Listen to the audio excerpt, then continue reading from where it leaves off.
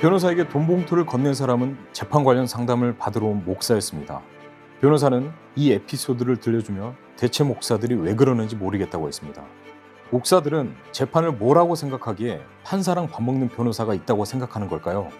뉴스엔조이 기자로 분쟁교회를 취재하고 교회 재판을 여러 차례 지켜보면서 황당했던 이 에피소드가 교회에선 예산일이라는 것을 알게 됐습니다. 재판을 맡은 이들이 재판 당사자에게 돈을 받는다는 것은 교회 재판의 권위와 신뢰성이 밑바닥에 있다는 사실을 의미합니다. 그런데 이런 사건이 잊을만 하면 한 번씩 불거집니다. 예장통합은 2014년 9월 정기총회에서 총회 재판국원을 전원 교체했습니다. 재판국원이 분쟁교회로부터 금품을 수수했고 특정인에게 로비와 법률 자문을 받았다는 의혹 때문이었는데요.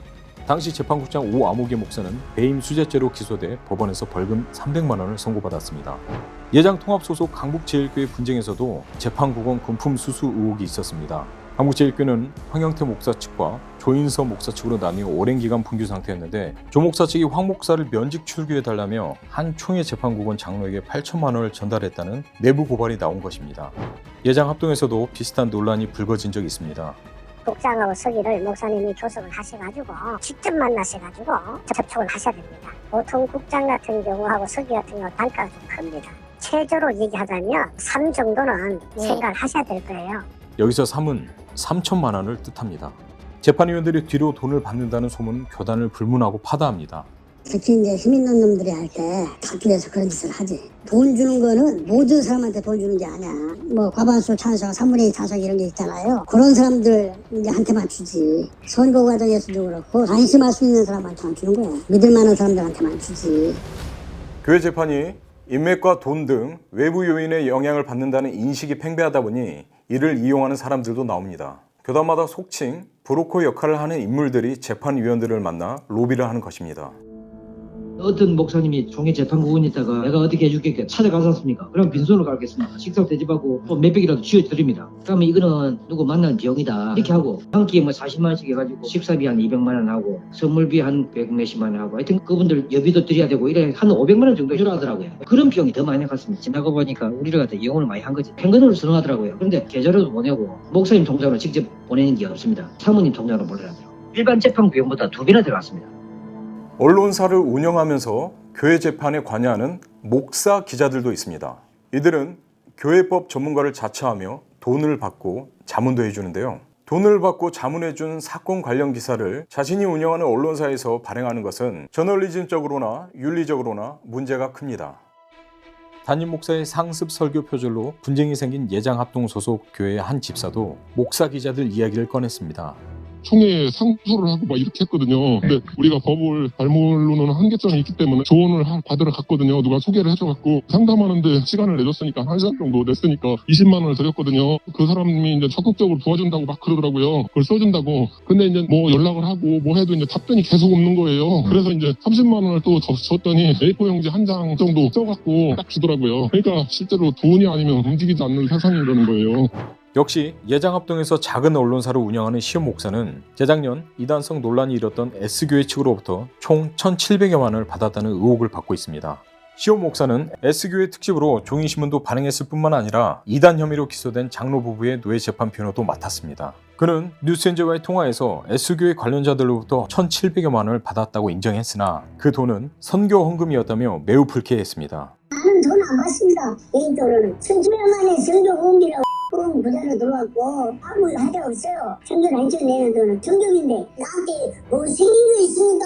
이득이 있습니까? 내가 엄청나게 바쁜 사람인데 방해야지, 언론사야지, 조회야지. 내가 말면 부시시게 퇴근해요. 그런 바쁜 중에 내가 아무 일이 왜 끼어들어요? 불법이니까 잘못됐으니까 나는 정의감에 의해서 기사를 100장을 쓰고 뭐 언론사 형태를 띠던 교회법 전문가임을 자처하면서 교회 재판에 좀 관여하는 분들이 좀 있는 것으로 보이는데 답답하니까 이제 그분들의 조언이라도 처음에는 받게 되는데 그분들이 단순한 지식만 전달이 되면 또 나름 긍정적인 면도 있을 수 있지만 그렇지 않고 이제 인맥을 소개하거나 네트워크를 만들고 하는 이런 것은 조금 문제가 분명히 있는 것 같습니다.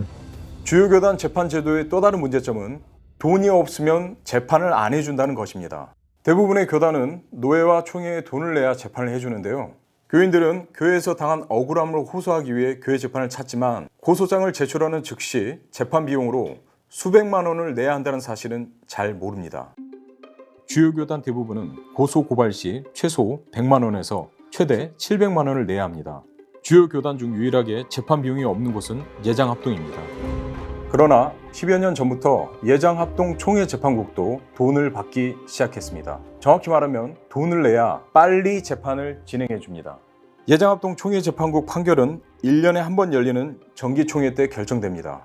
재판 결과를 얻으려면 최소 1년 이상을 기다려야 한다는 것이죠. 분쟁을 겪고 있는 교인이나 교회 입장에서는 1년 이상은 결코 짧은 시간이 아닙니다.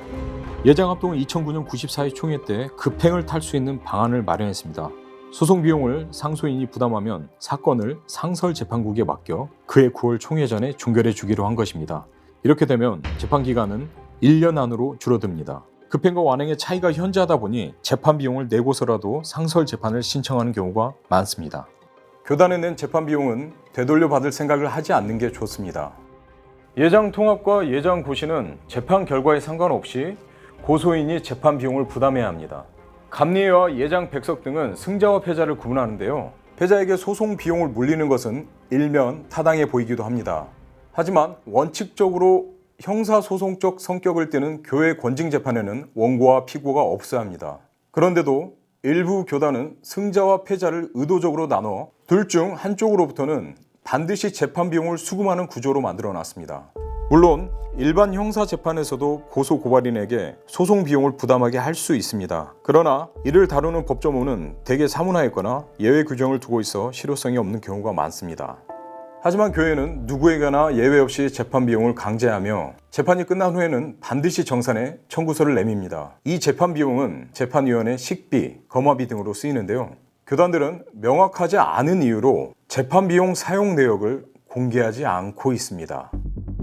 법률 비용이라 그래서 누가 받았는지 그 명세서를 송금 내역을 보내달라. 안 보내줘 주라고 안 보내줘. 그 재판위원장이 중간에 가서 참가해서 총회 감사위원장 그런 거 한번 살펴라. 지들끼리 주물락주물락해서 왜 그런 거 자꾸 빼먹냐. 가난한 사람들이 억울해서 돈을 모아서 고소한 건데 그걸 재판위원들이 재판도 제대로 못하면서 말 안 들어. 재판이라는 게 준비가 잘 되면 두세 번이면 끝나요 사실 이게. 이거를 뭐 지지 끌면서 그냥 쓸데없이 모여서 뭐 사건 배당하지 모여서 뭐 사전 심의하지 또 뭐 재판위원이 뭐 기피되거나 저쪽되면 또 그걸 보충하려고 시간 보내지. 올 때마다 돈 들어가는 거죠 그다. 억울한 사람의 권리나 이런 것들을요 소중하면 몰라요. 감리회는 기탁금이 가장 비쌉니다. 지난해 정직 2년 판결을 받은 이동환 목사는 경기연회로부터 재판 비용 704만 7,250원을 납부하라는 통보를 받았습니다. 재판 비용이 무슨 근거로 이처럼 산출됐는지 내역을 통지하지는 않았습니다.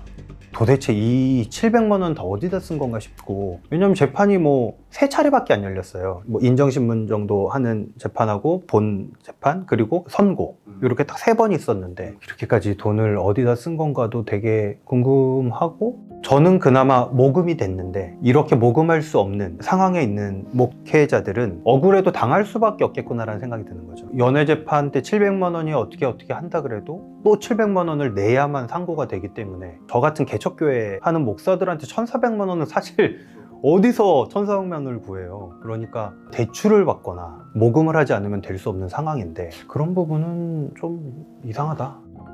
잘못을 바로잡기 위해 고소장을 내는 행위만으로도 수백만 원의 재정적 부담을 지고 얼토당토 않은 이유로 고소를 당했는데도 황당한 재판 결과로 재판 비용을 부담해야 했던 감리회 구성원들은 이 제도를 전면적으로 재검토해야 한다고 입을 모읍니다. 이는 감리회뿐만이 아니라 소송건마다 일일이 재판 비용을 물리는 모든 교단에 해당하는 말입니다.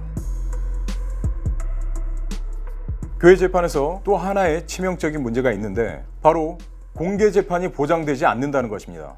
공개 재판은 헌법이 보장한 기본권이지만 교회 재판에서는 그렇지 않습니다. 대부분의 교단은 자치규범인 헌법에서 재판의 공개 여부를 언급하지 않습니다. 그렇다면 당연히 공개 재판을 원칙으로 해야 할 텐데 거꾸로 재판 과정을 공개하지 않는 교단이 대다수입니다. 교단 안팎에 관심을 받는 재판에 있어서도 교단들은 비공개를 고수했습니다. 예장합동 평양노회는 전병훈 목사 성폭력 사건 재판을 비공개로 열었는데요. 예장통합총회 재판국이 명성교회 세습 사건을 다룰 때도 비공개였습니다. 현장을 찾은 사람들은 언제 끝날지 모르는 재판을 하염없이 기다려야 했는데요. 총회 재판국은 회의가 끝난 후 논의 과정을 생략한 채 결과만 브리핑했습니다. 예장합동에서는 판결이 나기 전 재판 관련 문서를 언론에 알리면 불이익을 받습니다. 주요 교단 중에는 감리회만이 공개 재판을 명시하고 있습니다. 감리회는 비교적 공개 재판 원칙을 잘 지켜왔으나 감리회 총회 재판에는 성소수자 축복기도 이동환 목사 항소심 재판에서 코로나19 방역을 이유로 비공개를 통보했습니다. 뭔가 이 교회가 이렇게 감추려고 하는 것들이 과연 좋은 건지, 이걸 투명하게 공개한다고 해서 뭐 정말 큰일 나는 게 아닌데 좀 근거 없는 두려움에 좀 빠져 있는 게 아닌지.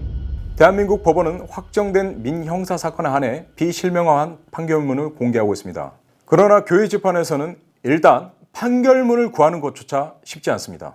열람할 수 있는 시스템 자체가 없기 때문인데요. 교단 중에서 예장 통합이 유일하게 홈페이지에 판결문을 정리해 왔지만 이마저도 2016년 이후 기록은 찾아볼 수가 없습니다. 재판은 다 선례거든요. 선례가 있어야 그 다음 사람들이 이게 제가 되는구나, 어떤 식의 벌을 받구나 하는 걸 알아야 이제 예방 효과도 있는 것이기 때문에 축적을 하고 하는 것은 아주 필요한 시급한 일이라고 할 수 있습니다. 공개 재판은 사법 신뢰와 직결됩니다. 재판 과정 및 판결문을 공개하지 않는 관행을 지속하는 한 교회 재판이 신뢰를 회복할 길은 없습니다. 반대로 말하면 이것만 해도 교회 재판의 공정성, 투명성을 조금이라도 높일 수 있다는 말입니다. 다음 편에는 교회 재판에 관련한 법 조문에 어떤 문제점이 있는지 살펴볼 텐데요. 더불어 재판위원회 전문성과 독립성, 재판 절차상의 문제점을 짚어보고 교회 재판의 공정성을 담보할 수 있는 길을 모색해 볼 것입니다. 많은 시청 바랍니다. 고맙습니다.